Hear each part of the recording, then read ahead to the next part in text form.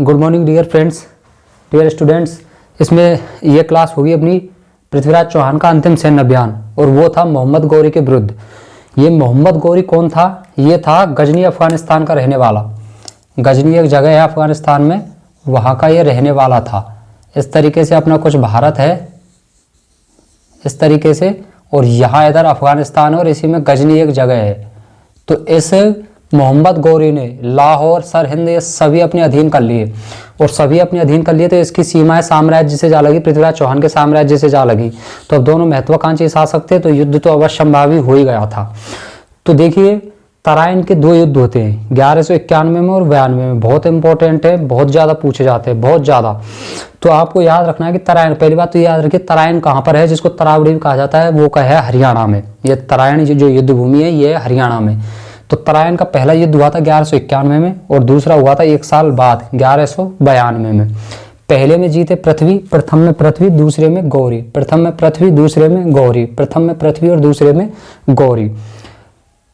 पहला जो युद्ध हुआ था पृथ्वीराज चौहान और मोहम्मद गौरी, इसमें पृथ्वीराज चौहान का एक मुख्य सेनापति था गोविंद राय। इसी को कई किताबों में खंडेराव भी लिखा है। तो इस गोविंद राय ने इस मोहम्मद गौरी को मूर्छित कर दिया था, घायल कर दिया था। इसके दांत तोड़ दिए थे भाले के प्रहार से, और ये मूर्छित होकर घोड़े से नीचे गिर गया। लेकिन तुरंत इसका एक मोहम्मद गौरी का एक सैनिक तुरंत झपट के पड़ता है, मोहम्मद गौरी को, मूर्छित मोहम्मद गौरी को उठा के घोड़े पर बैठाकर युद्ध भूमि से बाहर ले जाकर उसके प्राण बचाता है।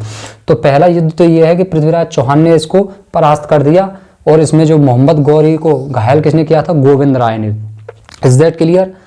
अब देखिए, प्रथम युद्ध के बाद मोहम्मद गौरी जब अफगानिस्तान जाता है, इसकी सेना जब अफगानिस्तान लौटती है, तो वहाँ की जनता इनको बहुत बुरी तरीके से प्रताड़ित करती है, अपमानित करती है। तो ये दोबारा से अपनी हार का बदला लेने के लिए अपनी सैन्य शक्ति जुटाने लगता है। दूसरी ओर पृथ्वीराज चौहान जीत के जश्न में और सरावर होकर डूब जाते हैं, और ये भोगविलास में डूब जाते हैं, रंगारंग में। इधर ये मोहम्मद गौरी अपनी सैन्य शक्ति इकट्ठा करता है, और इधर पृथ्वीराज आराम से निष्फिक्र होकर भोगविलास में डूबे हुए होते हैं। अगले साल यही मोहम्मद गौरी तराइन के मैदान में फिर आ डटता है, लेकिन इस समय इसने युक्ति से काम लिया, छल से काम लिया। इसने पहली बार एक दूत भेजा पृथ्वीराज चौहान के पास। तो उसमें से उस समय तो इसने कहलवाया कि तुम्हें पृथ्वीराज चौहान को कहलवाया कि तुम्हें मोहम्मद गौरी की अधीनता स्वीकार कर लेनी चाहिए। और फिर पृथ्वीराज चौहान ने उसको जवाब दिया कि ऐसा है, मोहम्मद गौरी को बोल देना वो वापस अपनी गजनी लौट जाए। अगर उसको अपने प्राणों की रक्षा करनी है, हिफाजत करनी है, तो वो वापस गजनी लौट जाए। तो मोहम्मद गौरी ने सोचा कि भाई ऐसे तो काम होने वाला है नहीं है, तो उसने छल से काम लिया। और छल क्या था कि अब उसने वही दूत दोबारा से भेजा, और उसने कहलवाया कि तू बोलना कि भाई मोहम्मद गौरी तो आपका छोटा भाई है, और वो आपका सेवक है, आपकी सेवा में हाजिर है, और अगर आप कहोगे, आप आदेश दोगे, तो हम तो यहाँ से लौट जाएंगे वापस। हम युद्ध को तवज्जो नहीं देते, हम संधि करना चाहते हैं। पृथ्वीराज चौहान जी ने जब ये बात सुनी, तो उदार प्रकृति के तो थे ही वो, तो उन्होंने ये बात मान ली कि भाई अब वो संधि करना चाहता है, तो चलो संधि कर लेते। तो ये मोहम्मद गौरी तो अपनी पूरी सैन्य शक्ति के साथ आया था युद्ध करने। इधर पृथ्वीराज चौहान जी कुछ सैनिक लेके और पहुंच जाते, कुछ मात्रा में सेना लेके, क्योंकि उनको तो ये बहकावे में थे ना कि वो संधि तो करनी है, युद्ध थोड़ी करना है। तो इस वजह से कम सेना ले जाके वो तरावड़ी के मैदान में जा डटते हैं। अब ये तो पृथ्वीराज चौहान जी की जो सेना है, ये तो जश्न में डूबी रहती है कि भाई कोई नहीं, सुबह तो आराम से संधि हो जाएगी, युद्ध तो होना ही नहीं है।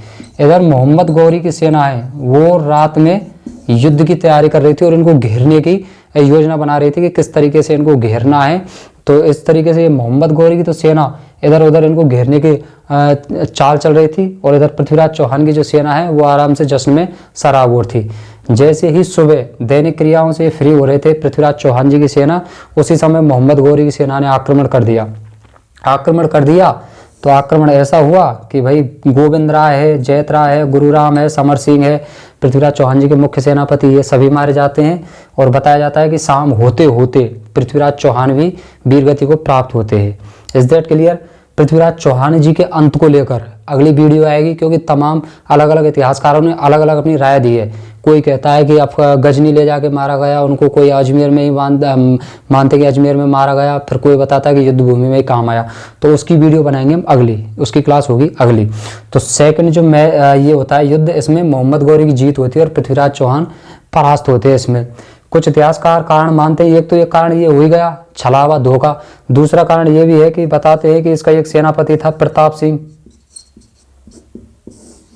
एक था सोमेश्वर, अलग अलग नाम दिए हैं, किसी ने सोमेश्वर बताया है, किसी ने प्रताप सिंह, ये उनके पिताजी वाले सोमेश्वर नहीं है। तो ये दोनों क्या है युद्ध में एन मौके पर ये मिल गए थे मोहम्मद गौरी को, तो इस वजह से भी पृथ्वीराज चौहान की हार का कारण मानते हैं कुछ इतिहासकार। तो आपको ये भी याद रख लेने हैं कि तराइन के द्वितीय युद्ध में किसने धोखा दिया था पृथ्वीराज चौहान जी को, तो या तो आपको प्रताप सिंह मिल जाएगा या सोमेश्वर मिल जाएगा। तो इस तरीके से ये होते हैं 2 युद्ध तराइन के। अगली वीडियो में अगली क्लास में देखेंगे हम पृथ्वीराज चौहान जी का अंत, उनका स्थापत्य कला, उनकी साहित्य में उनका योगदान, उनके दरबार के जो विद्वान हैं वो कौन कौन थे, ऐसे कुछ महत्वपूर्ण प्रश्नों को अगली वीडियो में हम हल करेंगे। धन्यवाद।